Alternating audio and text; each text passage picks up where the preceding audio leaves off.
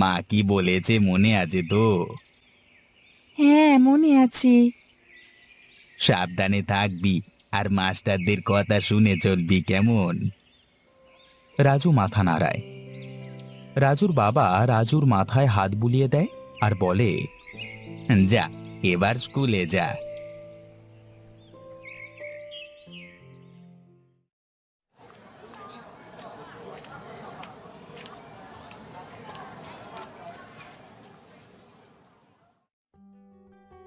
সবাইকে নতুন খাতা কিনে আনতে বলেছিলাম, তা সবাই নতুন খাতা এনেছো তো?